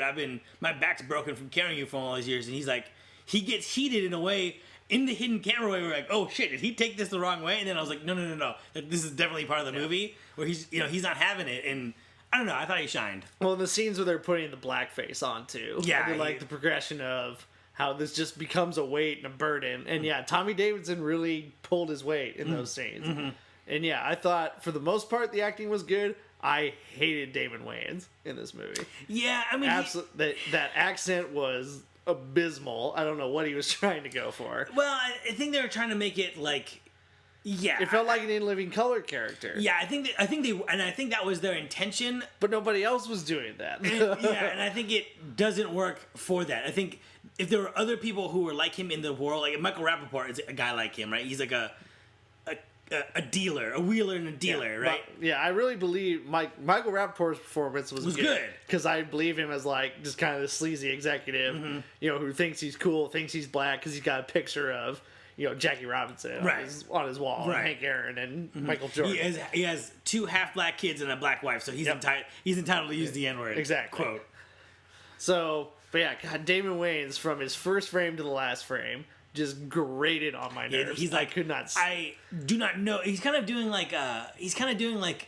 You'd say. He's kind of doing like a Sidney Poitier meets like I don't even know what. You know what I mean? But it's just you got to get off my back, Dad. Yeah. Sidney Poitier.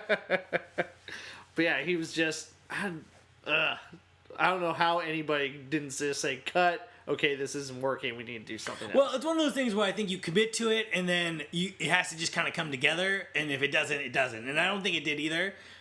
I get what they're trying to do. It's trying to be like an In Living Color character. He's trying to be like a caricature, and that's like part of the farcity of it. But I agree with you. I don't think it fully works. The other thing I was gonna say is there are really funny jokes in this movie, and the majority of them come at the end of a scene, and they end on a joke right on the punchline, and the second the punchline's over, they cut away to another scene. And I did find myself laughing at a lot. There were a few good jokes. I can't think of any off the top of my head this second, but there were moments where I actually did laugh. So I can't say this thing was a total failure. My favorite one was Mau Mau is everyone's auditioning to be on the show, to be some talent on the show. You got a guy doing stand-up, you got a guy tap dancing, you got a guy with a big old horn. And, there's little jokes in this whole thing. A didgeridoo. A didgeridoo. And then Mau Mau does their performance, and it's fucking awful. And you feel it, too, as the audience member. It's really just grating gangster rap. Yeah. Like, really amateur. Yeah. And then... then he comes up and he kind of gets in all their faces, all the people doing the casting, and then they walk away and it's like great. And then David Wayans is like, I don't want to do anything black for a week, and then they cut away, and then it's like that's a funny fucking joke. That was the best joke in the movie. Yeah. Well, and also when Mos Def calls his sister kitchen Negro, I think is what he says. Oh, he calls her a house nigger. Oh, right. Yeah. And she's like, Are you retarded? She's like, are you retarded? Yep. Did you just say that to me? Your sister. He's like, I didn't say that. That's not what I said. I don't know why you're bringing this. That was a funny scene too. There's some funny scenes in here. I will say that there's a lot of scenes that go on for a long time, and then This movie is way too long. but I don't like. Okay, so let's get into that, because I definitely agree with you. And I don't like that criticism when it's just thrown around. Like, people will look at like a 2-hour movie and say it's too long. And there's a lot of critics who are like, "Oh, a movie shouldn't outlast your popcorn." Right. Some bullshit critics said once. And also, I eat that popcorn quick, homie. I do. I eat that popcorn quick. I'm done with it before the second preview. Yeah, it's like if that was the way movies would be 2 minutes long, because I eat that popcorn. I'm not even kidding with you right now. So it is. So I do hate that. We have friends, the both of us, Believe it or not. crazy as it may sound, who will give you that criticism. It's like, oh, 2 hours is too long. And it's like, well, what part did you not like? Oh, I like the whole thing. So was there scenes you didn't like? No, I like all the scenes. Were there characters you didn't like? No, I like everything. So you're just like, so basically you're just saying, when I pay $15 to go see a movie in LA, that's how much a movie costs, to go see a movie, I just need it to be an hour and a half. It's like, but if it keeps your attention for 2 hours, if you keep my attention for 24 hours, then that's a perfect length. Mm-hmm. If you're able to keep me up and awake for 24 fucking hours, I will happily watch a 24-hour fucking movie. This movie is not that. No. I think all of the minstrel scenes go on way too long. And it's uncomfortable. And part of me thinks that's a little bit by design, but just as a movie-going experience, that's not nice. You know what I mean? Just as a storytelling experience, they're just not, there's no appeal to them at all, mm-hmm. but everybody is just going crazy for it. There's a poster in Times Square for this show, and it just grates on me that I don't get why Spike never explains why this show is so popular, mm-hmm. Unless, so we keep seeing how popular it is, but we never get an answer to why. Exactly. And and then they keep showing. It'd almost be better if they didn't show any content in a certain way. And I think, the way we look at this movie is probably very different than the director's intention. Because for us, right, you probably cut out all the minstrel show shit and just show them before the show and after the show, and maybe talking during the show, but we don't ever really even need to see the show, right? We know that it's just super offensive, and in some ways that would be more powerful, because there are things in this world that exist that are offensive, you know what I mean? And your mind would just fill in the blanks, right? Like there are, there's media in this world that I in my opinion, I think the Twilight movies are a little bit gross. You know what I mean? I don't need to see a movie about making that movie and showing the things that are gross. You can just imply it. You know what I'm saying? I get what you're going for. Yeah. So. Yeah. I did find myself enjoying the movie the further it went on. You know what I mean? Like, in the beginning, I'm like, what the fuck have we gotten ourselves into? And as it went on, I'm starting to get it. And it's hard, because we literally, like, ended this movie, turned it off, ejected the disc, and then fired up the laptop and started recording this. So, it's a movie that I do think we need to think about some more, because there's so many little things going on. They're talking about there's talk about race, and how like dark being like black and dark is different than being black and lighter skin colored. You know what I mean? There's a whole bunch of things that go on in different levels of, like, rich black people, poor black people, like, that's explored in a lot of different ways. There's like a gender thing going on, you know what I mean, where Sloane. It was revealed towards the end of the movie that Sloane had sex with LaCroix at one point in her life, and Man Ray gets really upset about this, and and then she kind of goes on a tirade about how it's like, well, why is that the only thing that defines me? Like, I do work, I work hard, I'm driven, whatever, and I wouldn't have lasted in this job if I wasn't all of those things. So there's a lot of different threads in this movie that are going on, and some of them are good, and some of them are good. It just feels like this movie is loose in some places and tight in others, and it just doesn't make for a good ride. Yeah. If I was to make a car analogy. I felt the opposite way with you, actually. I liked it kind of starting out. Oh, interesting. Right up until, I think it was the second minstrel scene, and then that's where the plot really starts to unravel, and that's where I started to get just emotionally lost. Well, did you like the scene? Do you like it when Tommy Davidson starts to quit? Like, what did you think about that? Yeah, those I think all of those scenes were really well done. Mm-hmm. But that's when it starts going off the rail, and then it gets bent back. I get what you're saying. Yeah, it's like, all the stuff with Mau Mau, all the like, Damon Wayans, Pierre getting into like all the Negro toys and memorabilia. Yeah. There's that, and his bank starts coming to life, and it's Does that CG look like crap? oh, that CG. I mean, it's not supposed to actually be happening, but that CG was terrible. Wait, well, and then I mean, we're not even talking about that. There's a whole subplot in here where LaCroix he gets one racist black. What do you call those? A little piggy bank. Yeah, it's like a piggy bank of a black caricature, and then it turns out he starts collecting these things. Yeah, he has cookie jars and posters and Dolls and toys. Yeah, just all just very blackface, racist stuff. And yeah, he just falls into this world of like collecting all this racist memorabilia, and it's, I don't know, that's kind of when emotionally I think the movie was trying to bite off way too much. But what's interesting is towards the end of the movie, right, like a group of black guys kidnap Man Ray and they kill him. It's not, in all of the cartoons and even in the minstrel show, there's scenes where a white dude with a shotgun will shoot the ground next to a black guy and that guy will have to dance, you know what I mean? Which is, horrifying, right? You're threatening someone with violence, and it's played off as very cutesy.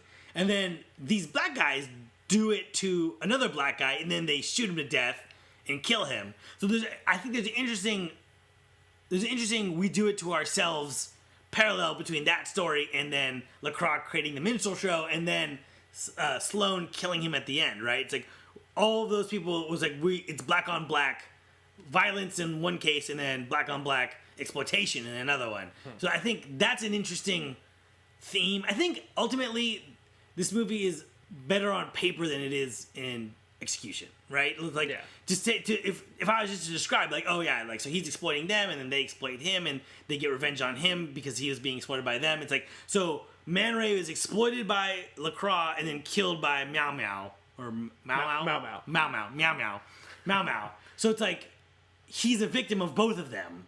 You know what I mean? All he wants is a good life, and he gets caught up in all of it. You know what I mean? And loses himself. So it's like, he doesn't really enjoy his fame. He is poor. He doesn't really enjoy his fame when he gets it because it corrupts him, and then he's murdered right afterwards. That's interesting to me, but watching it wasn't very fun. No. Like, I think the pacing is really wonky, especially in the second act, and I think that really throws off a lot of the viewing experience. And he keeps introducing new ideas. Mm-hmm. A lot of this stuff, he doesn't really delve into, like, black on black crime in the first part, or exploitation in it, and he's adding in all these layers and these ideas, and I think it just gets overloaded and can't carry what it started. Yeah. I mean, there's like a scene where his writer's room is all white, and he kind of says like, hey, they gave me all you guys, like I wanted at least one black guy in here, and then they go, and it's showing how, like, he's kind of tricking them into thinking what they're doing is okay. And the scene's a little bit long, but then they kind of repeat that scene a couple more times where he's tricking people into thinking it's okay. Yeah. And so you really only needed it once, or at least differently somewhere else. Mm-hmm. I don't know. Do you want to do? You got anything else to say about this, or do you want to get into? I think we got it in there. Shall we get into nitpicks? Yeah, let's do nitpicks. So, you ready, Kev? You got your notes ready? Or? I'm all set. Okay, go. There were weird repeated shots throughout the movie. I did not understand what they were going for. Damon Wayans' accent is just kind of odd. Damon Wayans' accent is horrible, and his performance is bad. Audio is very low in the beginning of the movie. There's like a lot of music that is tonally not necessarily in sync with what's going on in the scene, and it kind of drowns out the talking. I'm not really sure what the point of that was, if that's intentional or what. Mm-hmm. Opening, man yells at Cloud. Yeah. Yeah, I talked about it a bit. Yeah, the DV, just very inconsistent. Not cinematic at all. Minstrel show drag. Some scenes drag. Lots of scenes drag. Yeah. I'm going to throw in there. Yeah. Kind of hammering home a lot of the same points and then throwing in a bunch of new info that drags it down. Yeah. All right. That's all I got for nitpicks. Yeah, that's all I got, too. Right, so yeah. we got about 5 seconds here, and I'll just kind of talk through it. And okay. That's a nitpick timer. I don't really know. The problems of the movie are the problems of the movie. You know what I mean? It's nice. I will give Spike Lee credit. He's tackling a big subject. He is, and it is his right. And he's doing it in a way that is interesting, and like you said, it kind of does on paper. Looks like it could really be good, mm-hmm. But I think, yeah, the camera choices, the acting choices, a lot of the scenes really take away from what he was ultimately trying to say. Right. And I will say that I would rather people try to do something like this, and I don't think this movie's a failure, but for the lack of a better word, it not come out just right. You know what I mean? Like, I'd rather see someone try to tell a story like this than not. Oh yeah, no, I'd take 100 Bamboozleds over another Transformers movie any day of the week. Calling you out. Calling you out, Michael Bay. Calling you out. All right, so let's get into moments of awesomeness. Time on the clock. Go. Always good to see the Roots in something. I love the Roots. Straight out calls out Quentin Tarantino. Ballsy. Calls out himself too. So, let's see. I'd say the mini DV doesn't look good, but I would say it was shot well. I know you disagree. Nice highlights to Savion Glover dancing and doing his choreography. You know, he's obviously very talented. And they didn't when he's not minstrelling, when he's not minstrelling in blackface. But yeah, they show not. It's unedited. It shows that he really is that talented. David Wan cameo. Yeah, David Wayne's great. Oh, Wayne is man. Yeah. Scenes ending with a joke in the cutaway. I do think that was really. Yeah, those were really good. Decent comic timing. Yeah. The Matthew Modine joke was when he's getting a reward and he's getting an award and he's doing like, you know, show me the money, and he's like, I loved you, and something about Mary. It's like, that's like Matt Dillon. I'm sure you'd be good there too. But and then I do think that Tommy Davidson really does sell this performance, and he was definitely the best in it. Yeah. And I don't know if he's ever done anything this dramatic before. It's hard because he's great in Black Dynamite, but that is a absolutely silly movie, right? And he's very silly in it as cream corn. Shit. I would also say that Jada Pinkett Smith does a good job in this movie. She was good, so I tend to not like her as much, but in other movies, she's been in some bad movies. And I think she was the best part of Gotham, and I thought Gotham was absolutely terrible. Yeah, I refuse to watch Gotham. You're not missing anything. After 2 episodes, I was out. But she played a mobster kind of character, and she was really good in that. So let's just move on to some Q&A. Do you think this movie is a critique? We kind of touched on this, but do you think this movie is a critique on black culture? Yes. Yeah, as it goes towards the end, it explores black on black crime and how the black community really can eat itself alive if we just buy into all the things. Yeah, it eats itself alive. There's, in this movie, a black guy exploits 2 poor black guys, and then the poorer community, the other people who are in their same kind of position on the outside looking in, end up tearing them down. And it's it's like an unfortunate kind of a thing. You know what I mean? And that, I think, ultimately is the message, right? It's like we were exploited by white people back in the day. Now we can't be doing it to ourselves now that we have black people in power. Mm-hmm. And if we let it happen, we will all just die, basically. Right. Well, culturally, physically, emotionally, we will die. In the end of the movie, there's an interesting thing where all of them, what's the fucking rap group's name? Mau Mau. All the Mau Mau guys get Meow killed. Meow. Not Meow. I want to say Meow Meow now. It's not good, Kev. That's not what they're called. You got Meow Meow beans? I got. It's on my mind. You 5 Meow Meow beans. So they all get shot to death, except for the fair skinned one. And then, well, he was white. The guy in the rap group. Oh, was he? Yeah, he was like a white guy. Oh, so he doesn't get killed, and they're very quick to point this out that like they shot all the black guys and not the white guy, and it's an interesting. It's an interest. The view of the police is an interesting thing in this movie. Like we see them break up the squatters' place in the beginning, and then they shoot all of the rap group at the end. And it's a fucked up thing because they murdered a guy, so we're not on their side right now, right? But and then they get killed, they get murdered, and then the white guy is spared. It's just a weird scene where it's like we're not at the height of our sympathy for them, and then he's like, well, you should have killed me too. Why didn't you kill me? And it's like, well, I don't know if I even feel bad for you, bro. You're a murderer. You know what I mean? You killed a guy who's being exploited. So it's a weird scene because I feel like the movie's asking us to feel bad for these people getting killed by the police, but they've just killed someone that we know is too stupid to take care of himself. So we don't feel we don't feel that their actions are justified. They're not like, it's not like a superhero doing the right thing being shot at by the cops. It's not Spider-Man being shot at by the cops. We know that he's just trying to do good. It's like, these are people who are willing to do bad things. And knowingly doing bad things. So I feel like that scene... And yeah, again, I think that was just one racial issue too many getting shoehorned in. Mm-hmm. It's...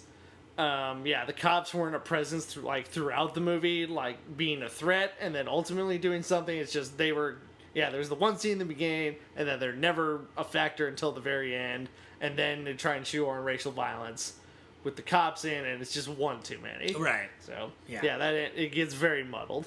And what do you think about Sloane killing LaCroix at the end? Does that work? I think it's a little on the nose. Personally, I think it's a little too, because I was a little confused. I felt like she was in on it for most of the movie. Like she was in on like, we're doing this to try and get fired. Like it was their almost co-idea to do it. Yes. So they both come up with the idea of using these two dudes, Man Ray and his friend, who eventually becomes Sleep and Eat. Yeah. They both come up with the idea of making a show around them first, but I think her idea is to make a show showing their talents, and his idea is to exploit them. So I think that's where they're divorced. And then when he's pitching this show to Michael Rappaport, she is disgusted, but goes along with it anyways. And then in the end, her brother gets killed, her potential, friend gets killed, and she's left with nothing. Yeah, I think she kills him out of distress of her brother dying. But it just seems very extreme in the context of this movie for her to just all of a sudden have a gun and shoot him. And she claims, like, I don't know if I maybe missed this scene, but she claims, oh, my brother gave me this gun. We don't see that, though. Yeah, I was like, I don't know. She seemed much more educated and well-informed, and for her to just suddenly make that turn and, like, I'm going to kill this person because my brother died out of a long string of events that led to it, basically.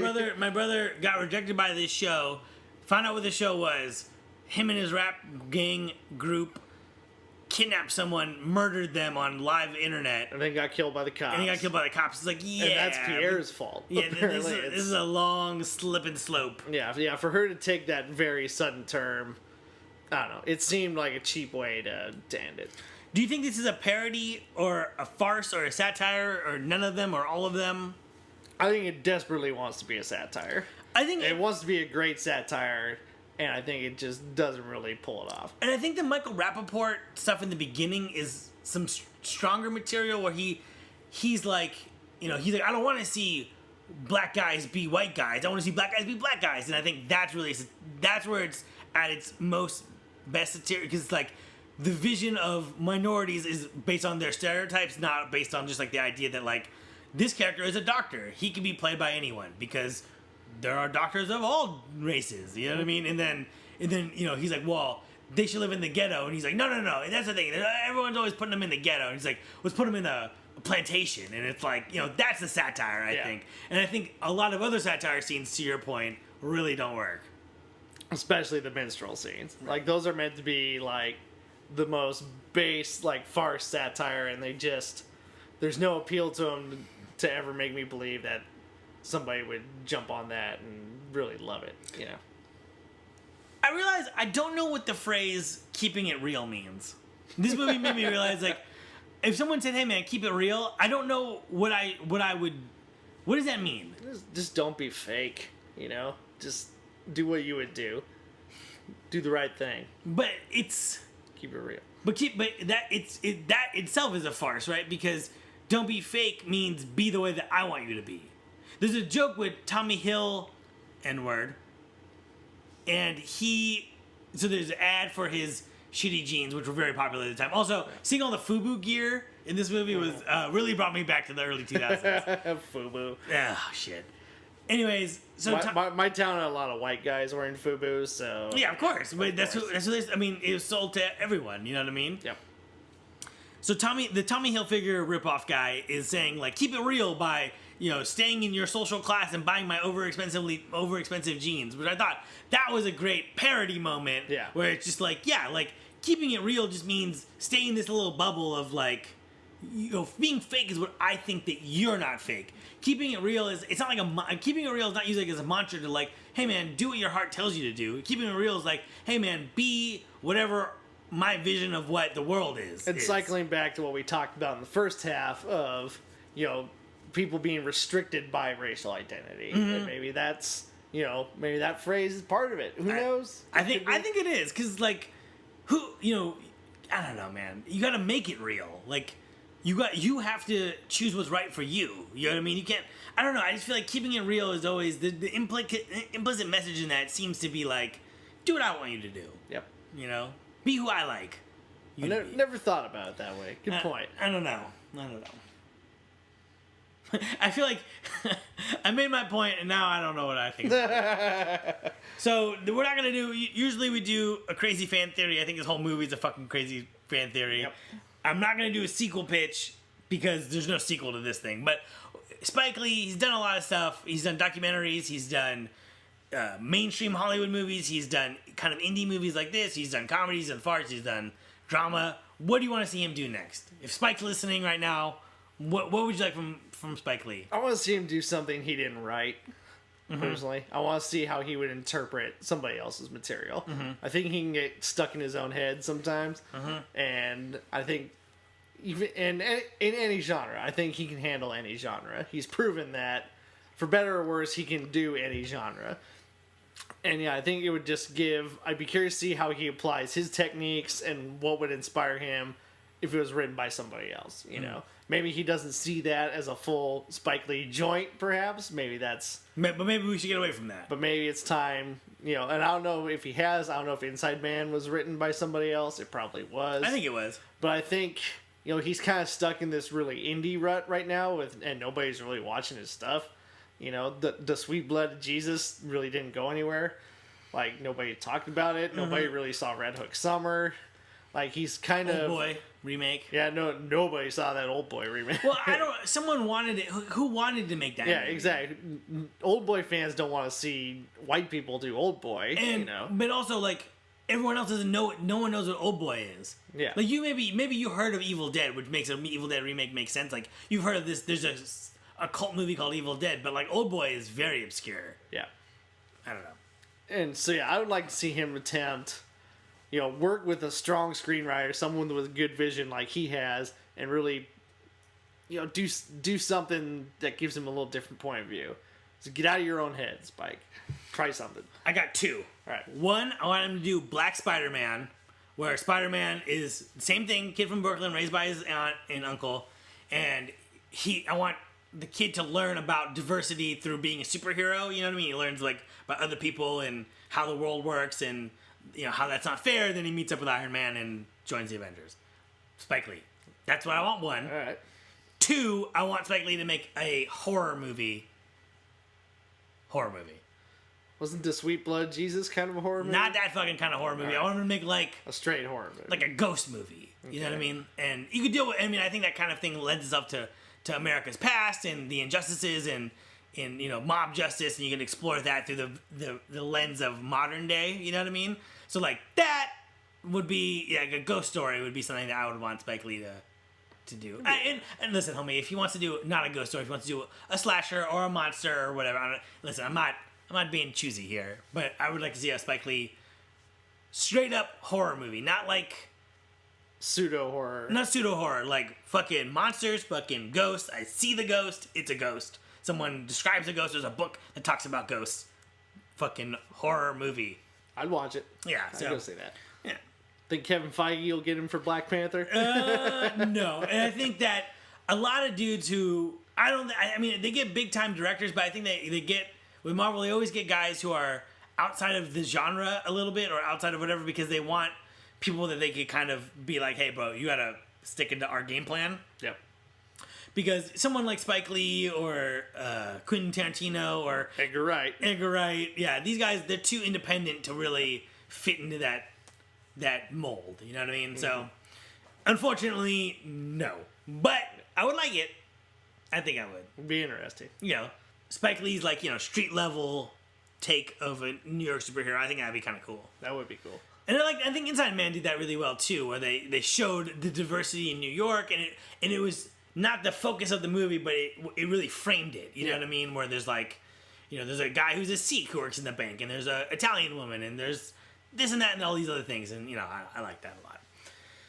So that about wraps it up for us. I think I appreciate this movie. I don't know if I like it. I definitely like what it's trying to do. I do think it's a good effort. I think in execution it doesn't really work, but I'm not mad at this movie. I'm not, like a lot, sometimes when movies fail, you're like, you could have been great. Mm-hmm. And I'm not mad at this movie. It seems to be kind of an experiment. It seems to be something that they put together, and I'm not mad at it. It doesn't work, but I'm not mad at it. I somewhat agree.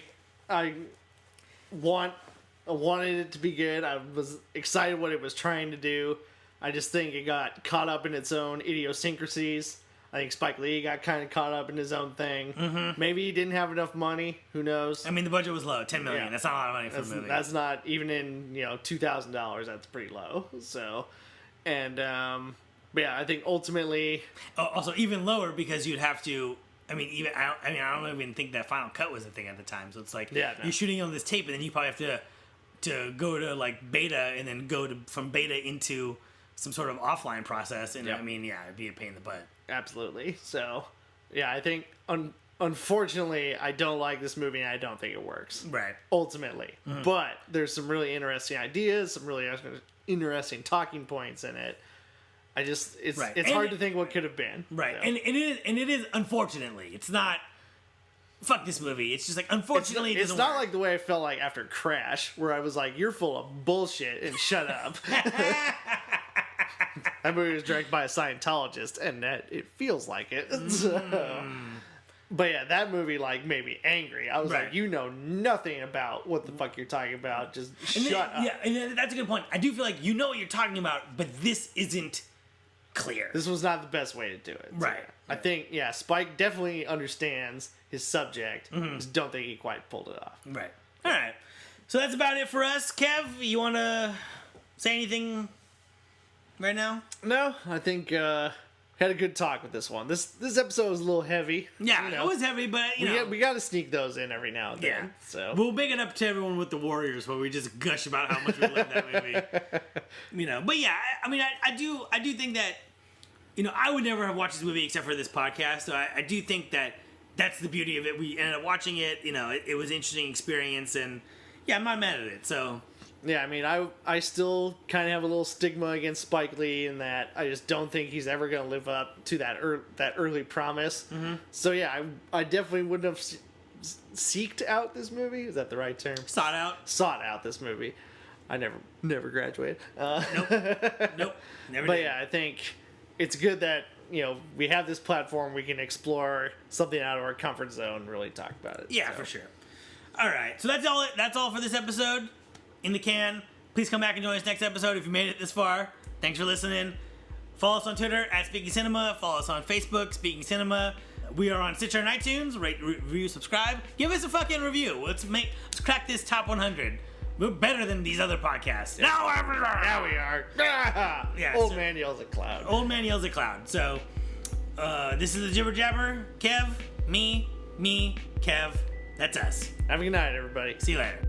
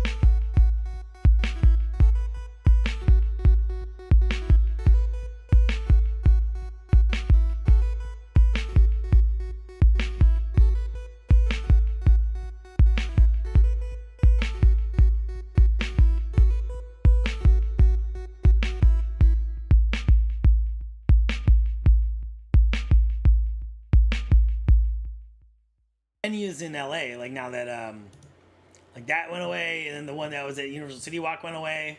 Yeah, the Gibson make room for Harry Potter Land. Which I mean, in that case, I get why. 'Cause We're still fat for venues though. Like there's plenty of concert venues. Name one. Hollywood Bowl. Yep. Black Room.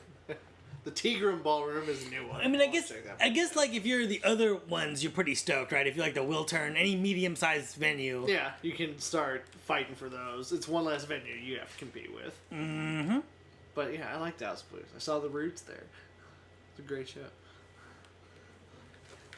The Roots, huh? It's a fantastic show. As good as it gets. Good as it gets. All right, you want to do Bamboozled? Yeah, let's knock it out. All right, so this is Bamboozled. Episode to be determined. Oh, wait, maybe not, actually. 10? Episode 10. Okay. You know, Gordon was a wartime chief, and where this is peacetime. He was that guy. He's the guy who doesn't take cover. Yeah. Ugh. That's Matthew Modine. That movie has some third act problems. All right, you ready? Just a few. Just a few. All right, let's do it. All right. Ready? Yep. Okay. So 3, 2, 1.